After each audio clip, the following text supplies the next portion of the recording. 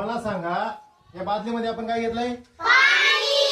Okay, आपण या बादलीमध्ये काय घेतलंय? पाणी घेतलंय. ओके, आता हा डबा आहे, या डब्यामध्ये काय दिसतंय पहा बरं? काहीच नाही का नाही? ओके, तांब्यामध्ये काय दिसतंय? तुम्ही काय म्हणता की या डब्यामध्ये काहीच नाही, या तांब्यामध्ये काहीच नाही. बरं, हा ग्लास पहा, नीट ध्यान देऊन पहा, काय दिसतंय का? काहीच नाही दिसत. ओके, आता बघा गंमत. आता हे बादलीतलं पाणी. ओके, आपण या बादलीमध्ये हा डबा काय केला, मी असा उलटा धरलाय, उलटा. हा, आणि मी काय करतोय बघा, काय करतोय मी, तो डबा या पाण्यात घालत चाललोय. काय होत चाललंय बघा बरं? पाणी वर यायला लागलंय का नाही? कशामुळे वर यायला लागलंय रे? आपण जसा जसा डबा तो घालत चालू आतमध्ये पाणी वर यायला लागलंय. आता गंमत बघा बरं का, आता गंमत बघा. जोपर्यंत मी डबा सरळ झालेला आहे तोपर्यंत पाणी वर वर येत आहे का नाही? आता मी डबा तिरपा करतो, काय होतंय बघा? बुडबुडे येतात आहे का नाही? मग हे बुडबुडे कशामुळे येतात बघा, हे का? अरे का बुडबुडे? तर हे बुडबुडे येण्याचं कारण आहे की या डब्यामध्ये हवा असते. हवा काय असते?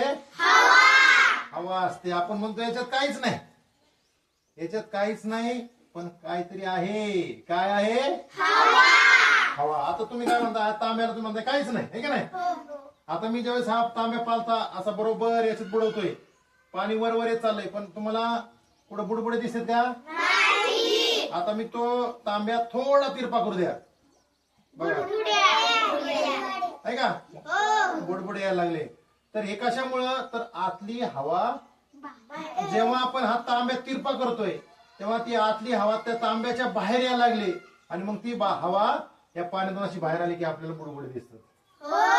जोपर्यंत आपण हा तांब्या असा सरळ पालता घालतोय तोपर्यंत ती हवा तांब्याच्या बाहेर येत नाही. जेव्हा आपण त्याला तिरपा करतोय तेव्हाच ती हवा बाहेर येते आणि बुडबुडे येतात. म्हणजे तुम्हाला जरी वाटत असेल या तांब्यामध्ये, या ग्लासमध्ये काहीच नाही, तसं नाही, याच्यामध्ये आहे. काय आहे? म्हणजे आपल्या आजूबाजूला ज्या ज्या रिकाम्या वस्तू दिसतात तिथं हवा असते. लक्षात घ्या. तुम्ही म्हणता की सर आमचा डबा रिकामा झाला, रिकामा झाला म्हणजे त्यातली पोळी संपली, भाजी संपली. त्याच्यात काहीच नाही असं नाही होऊ शकत. त्याच्यामध्ये काय असते? येतं लक्षात? कुठलाही रिकामा भांडा आपल्या आजूबाजूला पहा, तुम्ही म्हणता हे सगळं मोकळं आहे, काहीच नाही, तर आपल्या आजूबाजूला हवा आहे.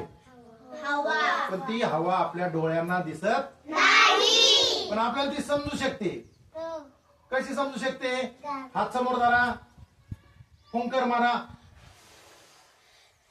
काय लागतं हवाला? काय हाताला काहीतरी लागतं की नाही? म्हणजे आपल्याला जरी हवा दिसत नसेल पण ती असते. जेवढे रिकाम्या जागा दिसतात, मग रिकामे भांडे असतील, रिकामी मोकळे मैदान असेल, रिकामं घर असेल, सगळ्या ठिकाणी हवा असते.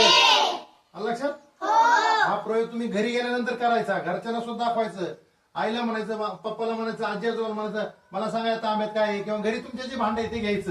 म्हणजे काही ते स्थळी काय म्हणणार आहे? ते म्हणणार त्याचं काहीच नाही.